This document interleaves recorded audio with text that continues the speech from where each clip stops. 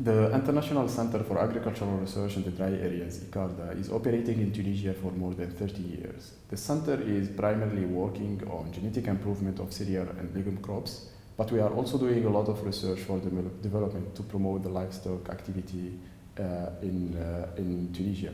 The livestock activity in Tunisia is most of the time embedded into cereal-based systems, small cereal-based systems. So in terms of livestock research, we mainly focus on the best way to integrate livestock production into the overall agricultural production system, but we also try to further promote some alternative feeding strategies and enterprises to enhance livestock performances at the community level.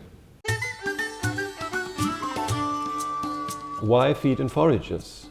Because here in Tunisia, so many farmers are rearing small livestock, in particular sheep and goats. And feeding costs are the major costs in animal production.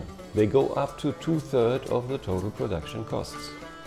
So we imagine that through the introduction, development and scaling of these new technologies, we can help farmers to reduce their production costs and get better benefit. Barley is one of the most frequently used feed crops here in Tunisia.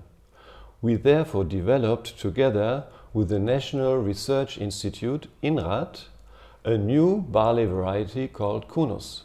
La variété Kounouz est une variété stable qui produit dans les années favorables, qui dépasse largement les variétés de grandes cultures qui sont destinées pour des environnements favorables, mais aussi elle donne un minimum de production de rendement dans les années difficiles et dans des environnements très difficiles comme le sud et le centre de la Tunisie. Other technologies we are working on are feed blocks and pellets. Les blocs alimentaires, c'est un mélange de différents ingrédients. L'objectif de l'utilisation de ces blocs alimentaires, c'est la valorisation des sous-produits qui sont généralement pauvres. Donc, on fait les blocs pour enrichir ces sous-produits avec d'autres ingrédients pour avoir un aliment qui a une valeur alimentaire acceptable. L'avantage, c'est valoriser les sous-produits qui sont disponibles dans les régions. C'est un produit qui est facile à transporter, c'est un produit qui est facile à distribuer, facile à conserver. We have tested the feed blocks with farmers and got their response saying that they would actually prefer pellets rather than feed blocks because they're easier to handle and put them in smaller portions according to the need of their animals.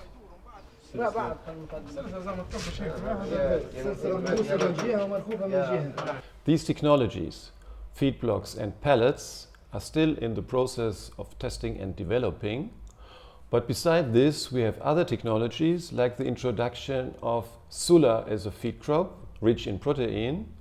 Cactus choppers have equally been introduced through farmers to produce cactus feed in an adapted way.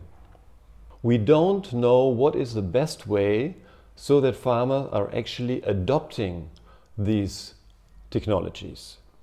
Therefore, we have introduced a new project, an extension research project, which compares different extension methods and see and find out which extension method helps most in the adoption of these new technologies. In order to develop new technologies and disseminate these innovations, we have installed feed and forage innovation platforms. These are platforms, multi-stakeholder platforms, where people from different organizations come together.